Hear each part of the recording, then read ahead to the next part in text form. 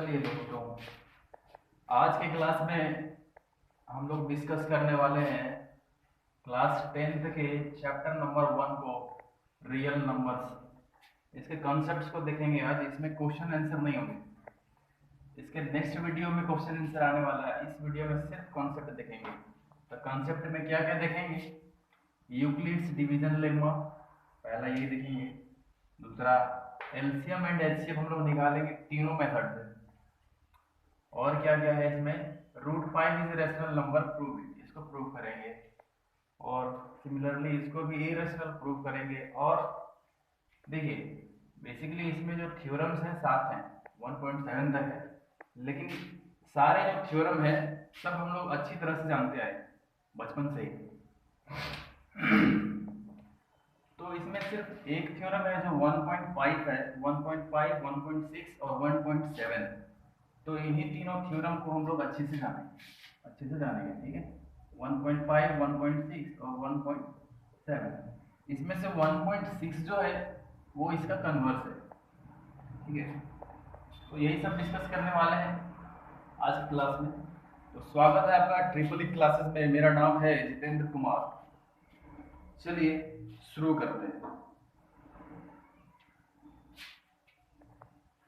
देखिए, सबसे पहले यूक्लिड्स डिवीजन लेमा के बारे में जानते हैं, क्या होता है।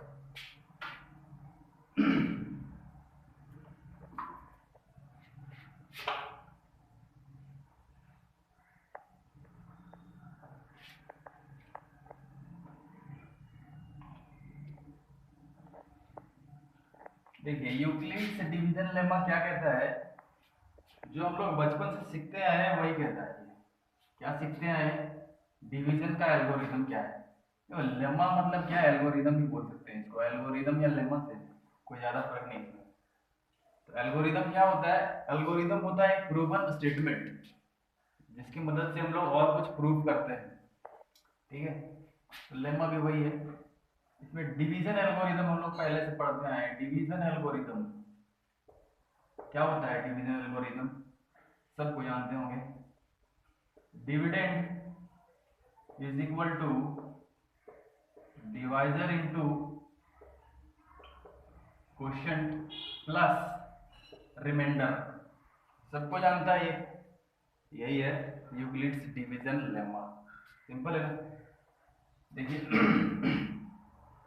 डिविडेंड को हम लोग मान लेंगे ए, डिवाइजर को मान लेंगे क्यू, क्वोशिएंट को डिवाइजर को बी, क्वोशिएंट को क्यू एंड रिमाइंडर आर। तो इस तरह से जो बन के आता है वो हो जाता है a is equal to b q plus r, ठीक है। यही है यूक्लिड्स डिवीजन लेमा। अब इस चैप्टर में क्या करने वाले हैं हम लोग? इसकी मदद से, इसके हेल्प से दो नंबर का एचसीएफ निकालने वाले हैं।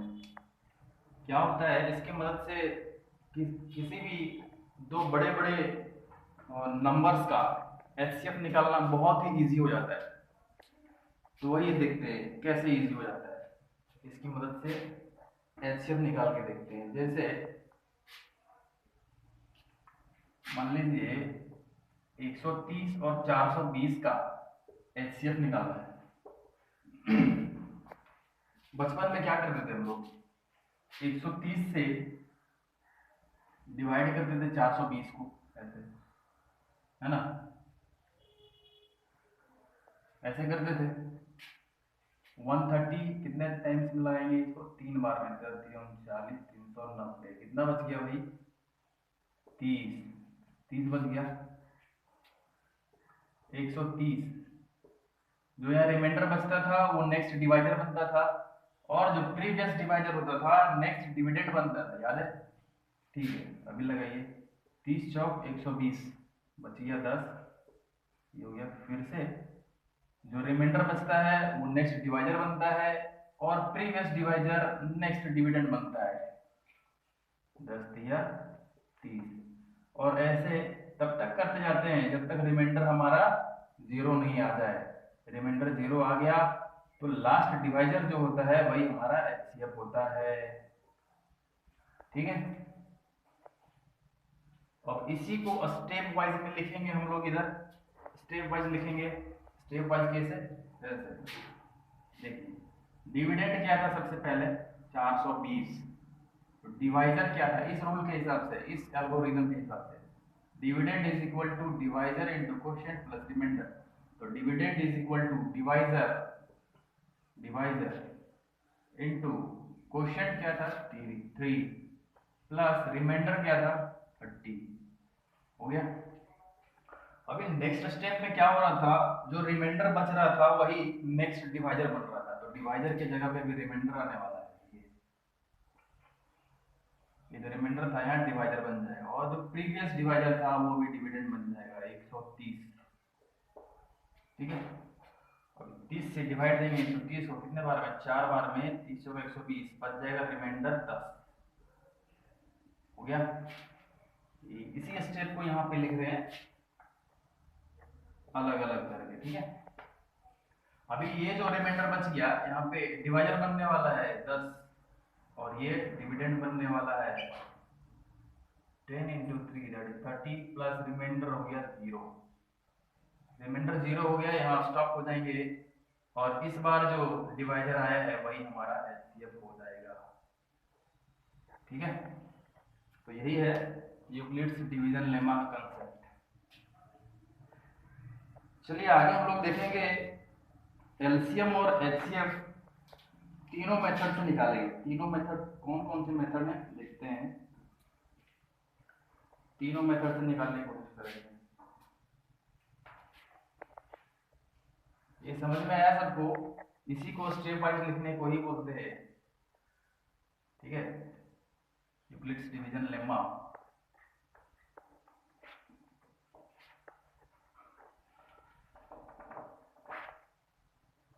अभी हम लोग देखेंगे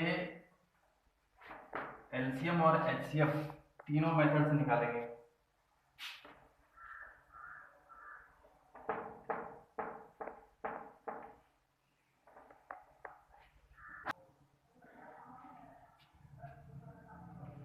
सबसे पहला मेथड देखेंगे हम लोग जो बचपन से करते आ रहे हैं।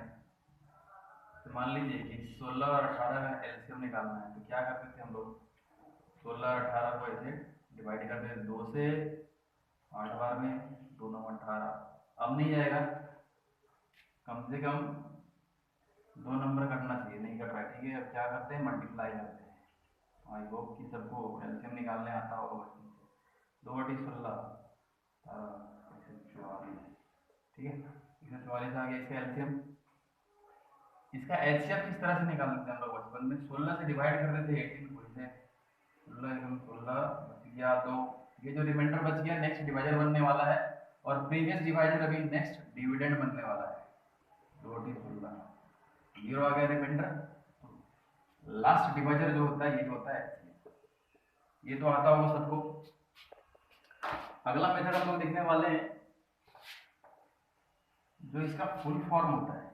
इसका फुल फॉर्म क्या होता है, एलसीएम और एचसीएफ का मतलब क्या होता है उससे देखेंगे। देखिए, एलसीएम का मतलब क्या होता है, एलसीएम का मतलब होता है लोवेस्ट कॉमन मल्टीपल, और एचसीएफ का मतलब होता है हाईएस्ट कॉमन फैक्टर। ठीक है, तो अगर किसी 2 नंबर का एलसीएम निकालना है तो सबसे पहले क्या करेंगे, 2 या 3 कितने भी नंबर का एलसीएम निकालना हो, सबसे पहले क्या करेंगे, उनका मल्टीपल्स निकालेंगे। 16 और 18 ही लेते हैं, तो 16 के मल्टीपल्स और 18 के मल्टीपल्स लिखेंगे।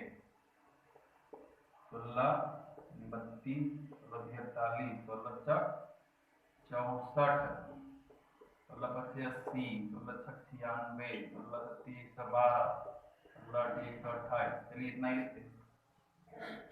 आगे 18 का लिखिए 18 36 18 दिया 54 18 72 18 25 90 18 छक 108 18 सत्ती 126 18 ठीक 144 18 9 162 180 तक लिख दिया। कुछ कॉमन आ रहा है, 16 और 18 का अभी तक तो कॉमन नहीं आया है, आगे चल के कॉमन आने वाला है। जरा देखिए, 128 के बाद क्या हो जाएगा 144, तो यहाँ पे कॉमन मिल रहा है। देखिए क्या किए, मल्टीपल्स लिख लिए, मल्टीपल्स लिख लिए। अभी क्या करेंगे, इन दोनों सेट से कॉमन ढूंढेंगे, कॉमन। तो कॉमन किधर है भाई, इधर से मिलाते जाओ, कहीं कॉमन नहीं मिलेगा, यहाँ पे कॉमन मिल रहा है 144, और कोई कॉमन है नहीं है। आगे अगर और मल्टीपल लिखेंगे तो कॉमन आएगा। तो जो भी अगर कॉमन, अभी यहाँ तो एक कॉमन आ गया तो यही हो गया एलसीएम। अगर ज्यादा, एक से ज्यादा अगर रहता तो उसमें से क्या करते हैं, लोवेस्ट वाले को छाटते हैं, और वही लोवेस्ट वाला क्या होता है, एलसीएम हो जाता है। ठीक है, अभी अगर 16 और 18 का एचसीएफ निकालना है तो क्या करेंगे, एचसीएफ निकालना है तो क्या करेंगे, हाईएस्ट कॉमन फैक्टर, यानी कि फैक्टर निकालने वाले हैं।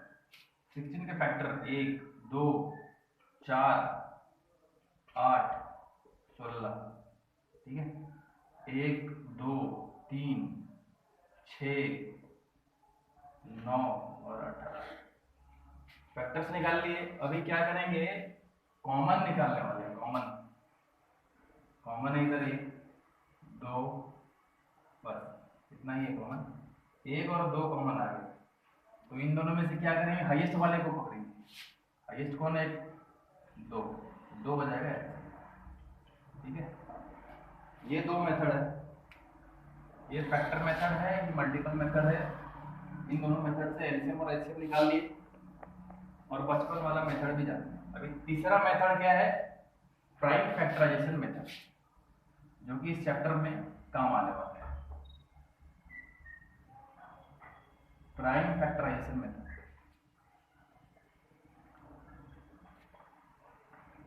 चलिए प्राइम फैक्टराइजेशन मेथड भी देख लेते हैं क्या होता है।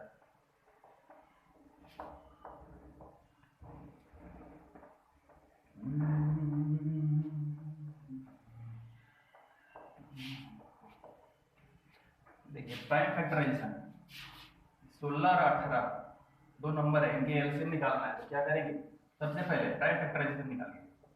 16 का 2 8 2 4 2 2, ठीक है, सिर्फ प्राइम नंबर से ही लगा सकते हैं।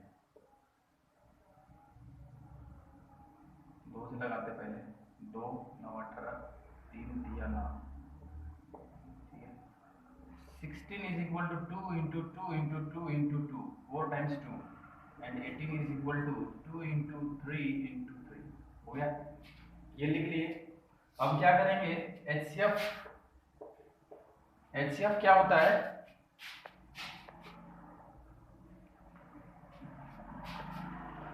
एचसीएफ होता है इन दोनों सेट में जो कॉमन आता है। इन दोनों सेट में कॉमन क्या है, सिर्फ 2, और कोई कॉमन है नहीं, तो जो कॉमन है वही हो जाएगा एचसीएफ। अच्छा, अगर इसमें कॉमन नहीं, अगर एक से ज्यादा कॉमन होता तो मान लीजिए कि इधर 3 भी होता तो ये 3 भी कॉमन हो जाता, तब क्या होता है एचसीएफ, इधर का 2 और 1 3, ये मल्टीप्लाई कर देते हैं और 6 हो जाता है एचसीएफ। ठीक है, तो यहाँ पे सिर्फ एक ही कॉमन निकला है तो वही हो जाएगा। ठीक है,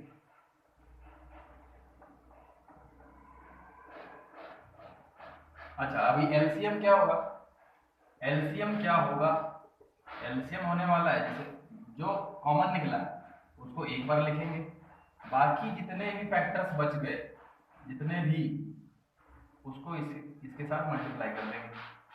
2, ये 3 नहीं था, 2 into 2 into 2, ये हो गए। इधर से 3 into 3, ये बच गए थे इतने सारे, और तो कॉमन आए सिर्फ एक बार लिखे, सबको मल्टीप्लाई कर देंगे, वही हो जाएगा एलसीएम। 2 दूनी 4 दूनी 8 दूनी 16 48 दिया 144। ठीक है, ये हो गया एलसीएम। ये होता है प्राइम फैक्टराइजेशन मेथड। यही वाला मेथड हम लोगों को देखने वाले हैं, हम लोग देखने वाले हैं इस चैप्टर में। ठीक है,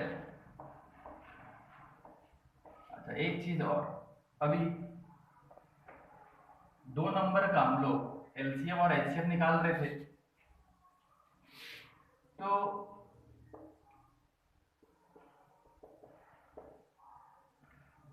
कोई भी 2 नंबर और इनके एलसीएम और एचसीएफ के बीच में रिलेशनशिप क्या होता है, रिलेशनशिप देखेंगे हम लोग। रिलेशनशिप होता है first number into second number is equal to इन दोनों का एलसीएम इनटू इन दोनों का एचसीएफ। ये है चारों में रिलेशनशिप। इसको आप चाहें तो फॉर्मूला की तरह से यूज कर सकते हैं, करना पड़ेगा आगे क्वेश्चन में, ठीक है।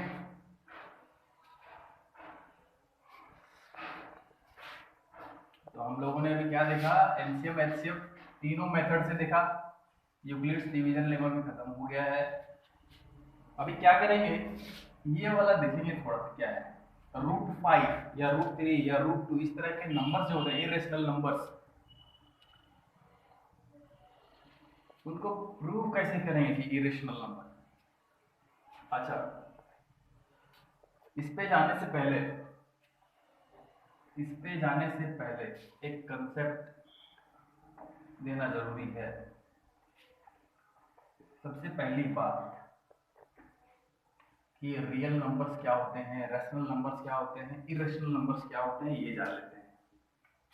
चलिए देखिए, जब हम लोग बचपन में थे, उस समय हम लोग गिनती सीखे, 1 2 3 4 5 6 7 ठीक है। थोड़े से बड़े हुए हम लोगों को क्या पता चला, ये काउंटिंग नंबर्स थे, तो इनको हम लोग क्या बोलते थे मालूम है, नेचुरल नंबर्स, ठीक है। थोड़े से बड़े हुए हम लोगों को पता चला कि 0 भी एक नंबर होता है, ठीक है। 0 भी एक नंबर होता है। तो 0 को अगर इंक्लूड कर देते हैं नेचुरल नंबर के साथ तो इसको बोलते हैं होल नंबर, ठीक है। थोड़े से और बड़े हुए तो हम लोगों को पता चला कि नंबर्स नेगेटिव में भी होते हैं,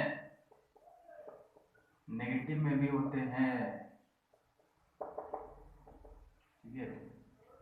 तो इनको जब इंक्लूड कर लेते हैं,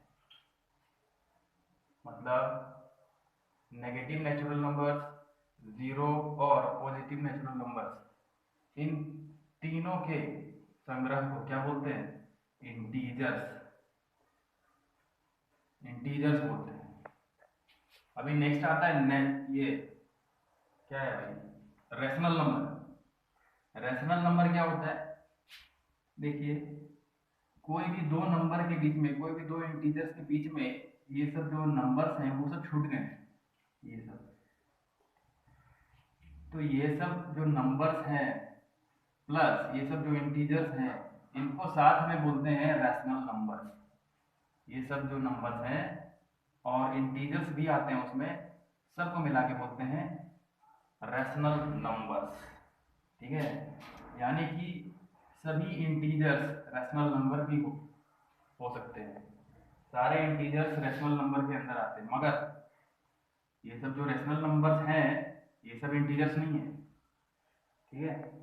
तो all integers are rational number but all rational numbers are not integers, ठीक है।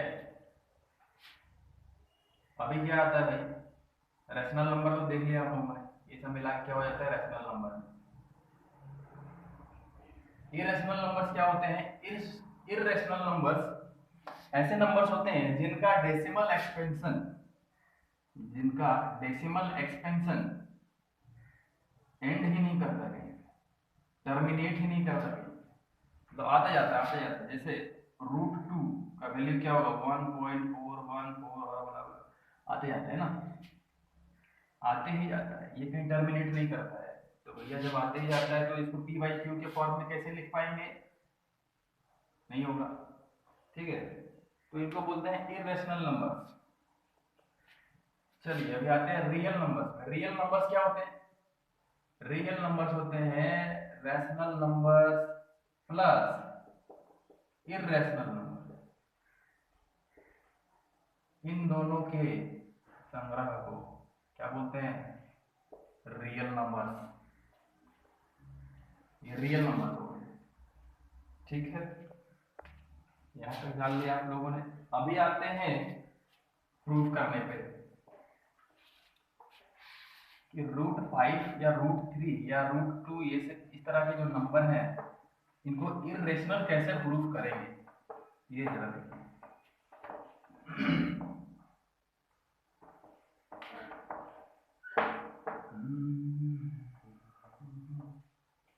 देखिए, चलिए अगर प्रूफ करना है, प्रूव दैट √5 इज इरेशनल। तो सबसे पहला स्टेप क्या करेंगे, लेट, इसका उल्टा मान लेंगे, जो प्रूव करने बोल रहा है इसके उल्टा मान लेंगे कि रेशनल है। लेट √5 इज रेशनल, मान ली, ठीक है। तो अगर √5 रेशनल है तो इसको P/Q या फिर A/B के फॉर्म में लिखा जा सकता है। मतलब √5 इज इक्वल टू A/B के फॉर्म में लिखा जा सकता है अगर रेशनल है तो, है कि नहीं। और A और B क्या होते हैं रेशनल नंबर्स में, को प्राइम्स होते हैं, को प्राइम्स। को प्राइम्स, को प्राइम कहने का मतलब है जिनका कॉमन फैक्टर सिर्फ एक होगा, वो क्या है 1, अदर देन 1 कोई भी इसके कॉमन फैक्टर नहीं होंगे, ठीक है, उनको बोलते हैं को प्राइम। तो √5 अगर रेशनल नंबर है तो इसको A/B के फॉर्म में लिखा जा सकता है। इसका मतलब क्या हो गया, √5 × B = A। रूट हटाने के लिए दोनों साइड स्क्वायर करते हैं, क्या हो जाता है 5B² = A² और B² = A²/5, ठीक है। ये मेन स्टेप है, इसको समझना है। B² = A²/5, इसका मतलब क्या होता है, इसका मतलब क्या होता है कि A² को अगर डिवाइड करेंगे 5 से, ठीक है, A² को अगर डिवाइड करेंगे 5 से तो B² टाइम में ये काट देगा, इसको डिवाइड कर देगा, पूरी डिवाइड हो जाएगा, ठीक है।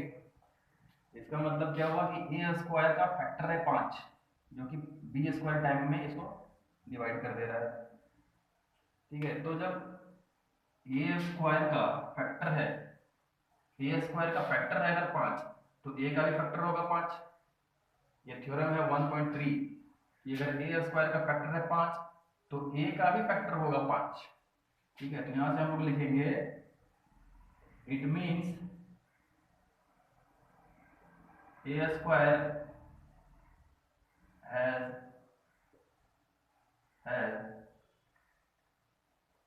5 एज अ फैक्टर, ठीक है।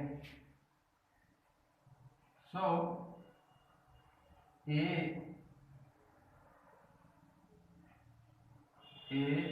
has also the factor 5।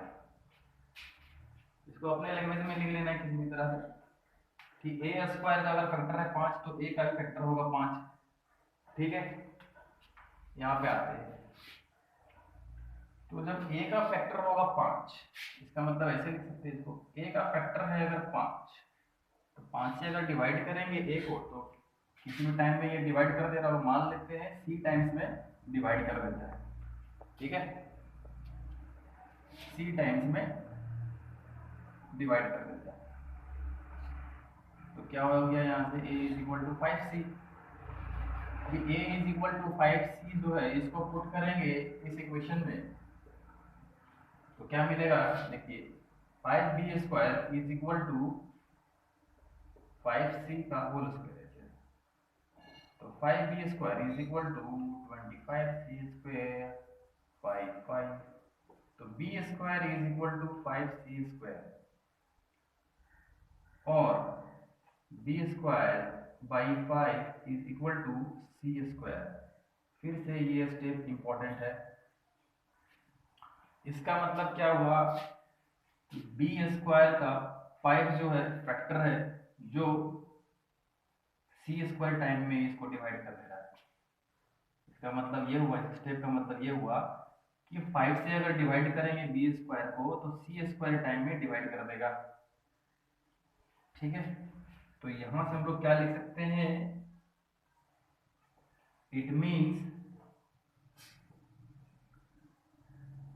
5 is a factor of b square. So 5 is also a factor of b. ठीक है, तो यहां से और यहां से हम लोग देखेंगे कि 5 जो है b का भी फैक्टर है और 5 जो है a का भी फैक्टर है। a और b दोनों का फैक्टर है, दोनों का फैक्टर है 5। ठीक है,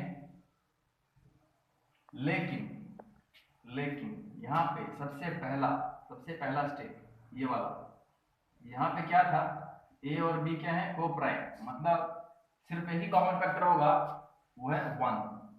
ठीक है, को प्राइम कहने का मतलब होता है वही, लेकिन हम लोग देख रहे हैं यहाँ पे कॉमन फैक्टर 5 भी आ गया है।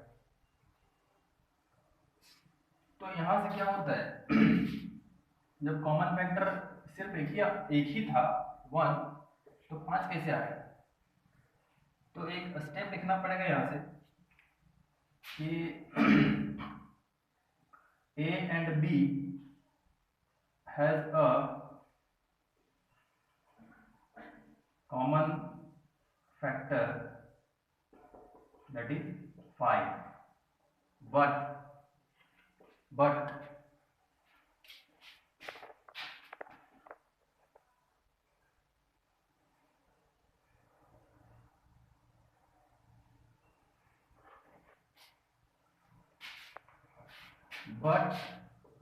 it कंट्राडिक्शन आ जाता है यहाँ पे, क्योंकि होना नहीं था एक से ज्यादा को प्राइम, सॉरी एक से ज्यादा फैक्टर, लेकिन यहाँ पे हो गया। तो कंट्राडिक्शन क्यों आ रहा है भाई, वो भी बताएंगे भी। But it contradicts the fact that a and b have only one common factor। ठीक है, ये कंट्राडिक्शन अराइज हो गया। अभी बताएंगे कि ये कंट्राडिक्शन अराइज क्यों हुआ, लिखना पड़ेगा यहाँ पे। ठीक है, लिखेंगे दिस कंट्राडिक्शन अराइजेस, लिख लीजिए, this contradiction arises due to our wrong या इनकरेक्ट एजम्पशन। ठीक है, this contradiction arises due to our wrong assumption या इनकरेक्ट एजम्पशन। ऐसा क्यों आया, क्योंकि हम लोगों ने रॉन्ग एज्यूम कर लिया कि √5 जो है रैशनल नंबर है। ठीक है, तो इस तरह से हम लोग कंक्लूड कर सकते हैं। लास्ट में स्टेप लिखेंगे यहाँ पे, देखिए कितने सारे स्टेप लिखने पड़ रहे हैं, ये और 2 पहले। ठीक है, लास्ट में एक और स्टेप लिखेंगे, therefore we conclude that √5 is irrational। ठीक है, यहां से हम लोग कंक्लूड कर लेंगे कि √5 जो है इरेशनल है। तो इस तरह से हम लोग प्रूव करेंगे। ठीक है, अगला है अगला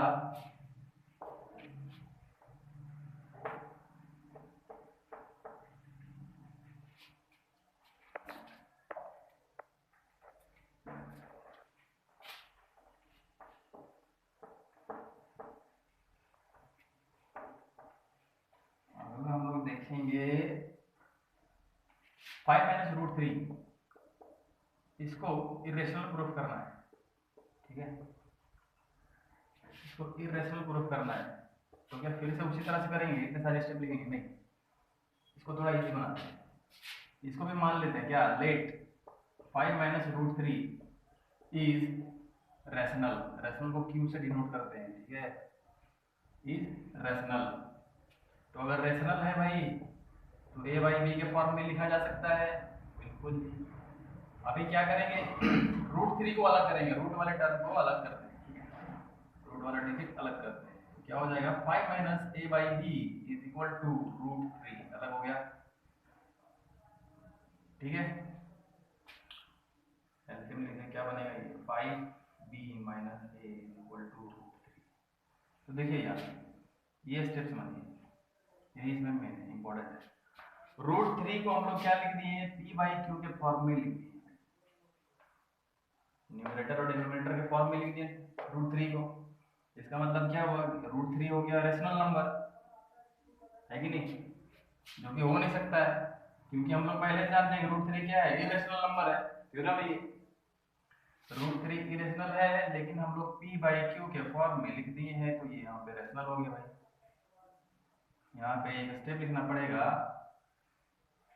इट मीन्स, सॉरी पहले यहाँ पे लिखिए, it shows root three can B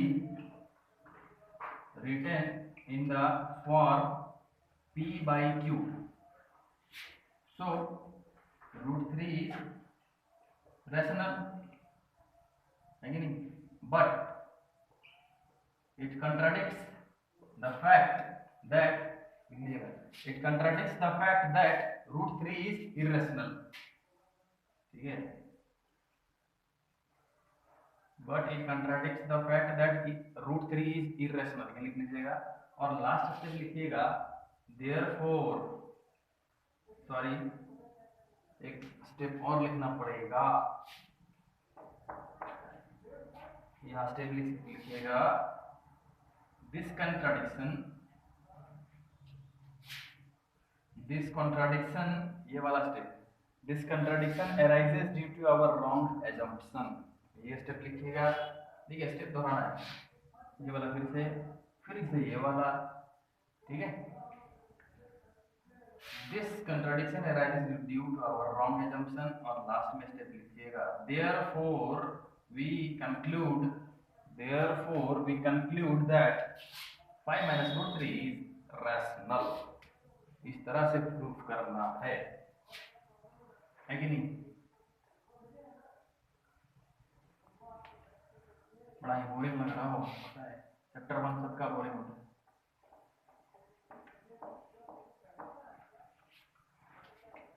समझ लिया आप लोगों ने।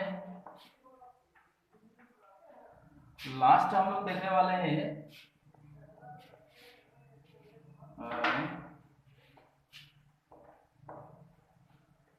थ्योरम 1.5 क्या कहता है, लेकिन उससे पहले एक क्वेश्चन भी बना लेते हैं। क्वेश्चन है, तो इस तरह के भी क्वेश्चन बनाना है। क्वेश्चन है, so that any positive odd integer को z से डिनोट करते हैं, is of the form 6q plus 1, 6q plus 3 and 6q plus 5, where q is any integer, ठीक है, इसको शो करना है। इस तरह के क्वेश्चन मिलेंगे आपको एक्सरसाइज 1.1 में। तो चलिए देखिए इसको कैसे शो करते हैं। हम लोगों ने पढ़ा था Euclid's division lemma a is equal to b q plus r, पढ़ा था। तो यहाँ से हम लोग बहुत ही अच्छी तरह से जानते हैं कि रिमाइंडर जो होता है r जो होता है हमेशा डिवाइजर से छोटा ही होता है, ठीक है। तो r can be greater than or equal to 0 and less than b, ठीक है। इसका इस स्टेप का मतलब क्या है, r जो है b से हमेशा छोटा रहेगा या 0 से बड़ा रहेगा, ठीक है। तो हम लोग सब जानते हैं भाई, रिमाइंडर हमेशा डिवाइजर से बड़ा रहता है, ठीक है। तो उसी को यूज करेंगे यहाँ पे, इसी को यूज करेंगे इसमें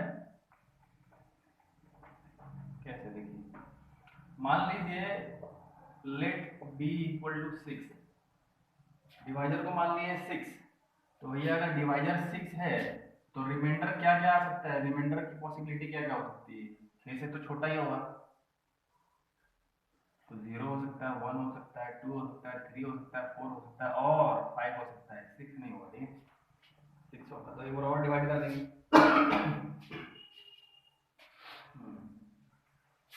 तो ये सारे रिमाइंडर हो सकते हैं और डिवाइजर है 6, तो यह डिविडेंड क्या आने वाला है, देखिए अभी नंबर जो निकल के आने वाला क्या क्या क्या होने वाला है। तो जब रिमाइंडर 0 होगा तब क्या होगा, 6 से डिवाइड करेंगे किसी नंबर को, तो 6 मान लीजिए क्वेश्चन होगा क्यू, मान लिया, तो 6 क्यू हो जाएगा प्लस 0, ये होगा नंबर, तो 0 को नहीं लिखते हैं, तो 6 क्यू हो जाएगा। और अगर रिमाइंडर 1 हुआ तब नंबर क्या आएगा निकल के, 6 q plus 1, divisor into quotient plus remainder, वही तो नंबर होगा, ठीक है। अगर रिमाइंडर 2 हुआ तो 6 क्यू प्लस 2, अगर 3 हुआ तो 6 क्यू प्लस 3, अगर 4 हुआ तो 6 क्यू प्लस 4, अगर 5 हुआ तो 6 क्यू प्लस 5, ठीक है। तो यहाँ से हम लोग देखेंगे कि ये वाला जो है इवन है, ये वाला भी इवन है और ये वाला भी इवन है, तो इसमें से ऑड कौन कौन से बच गए, ये और ये, ठीक है। तो 6 q plus 1, 6 q plus 3 and 6 q plus 5 जो है पॉजिटिव ऑड इंटीजर है, इस तरह के फॉर्म में रहते हैं ऑलवेज, यहाँ से प्रूव करो, ठीक है। चलिए अभी लास्ट देखते हैं, last section of the video. देखिए थ्योरम 1.5, थ्योरम 1.5 क्या कहता है, थ्योरम 1.5 क्या कहता है,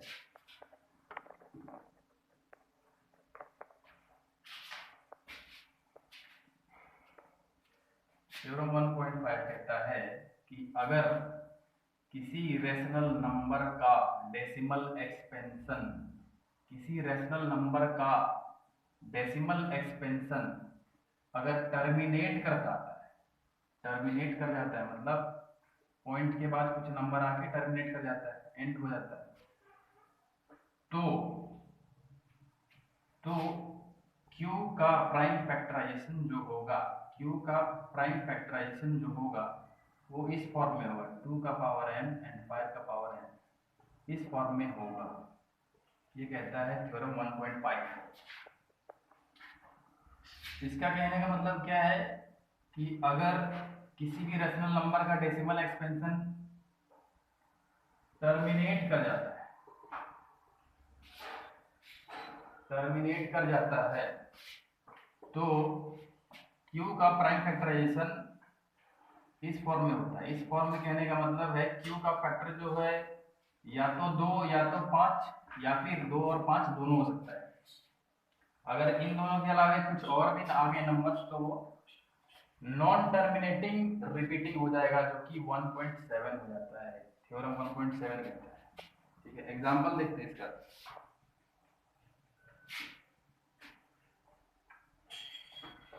पढ़ा है ना ये वाला,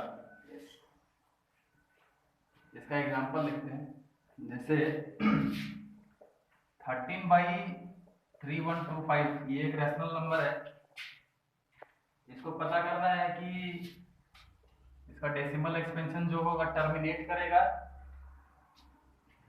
या फिर नॉन टर्मिनेटिंग रिपीटिंग होगा।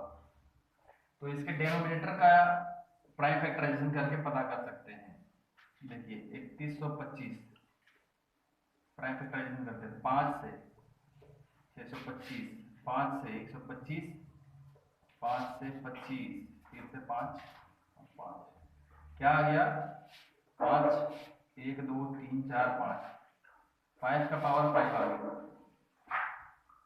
ठीक है। इसका मतलब है ये इस फॉर्म में है, यानी 2 का पावर यहाँ 0 बोल सकते हैं भाई, 5 का पावर 5 आ गया, ठीक है। तो इस फॉर्म में है, इसका मतलब इसका डेसिमल एक्सपेंशन जो है टर्मिनेट कर जाएगा। ठीक है, अगला एग्जांपल लेते हैं एक ठो 64/455। ये नंबर बताना है कि इसका डेसिमल एक्सपेंशन जो है टर्मिनेट करेगा या नॉन टर्मिनेटिंग रिपीटिंग होगा।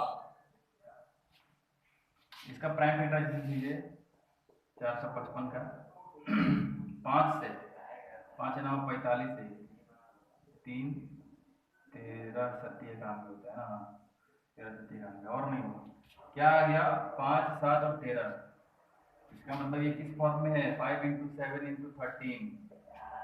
तो 5 और 2 के अलावे भी इसके फैक्टर हैं, तो इसका अगर डेसिमल एक्सपेंशन करेंगे तो नॉन टर्मिनेटिंग और रिपीटिंग होगा।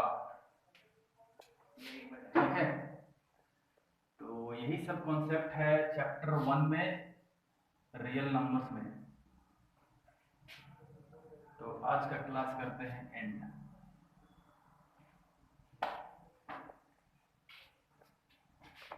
आ जाओ रे बाबा।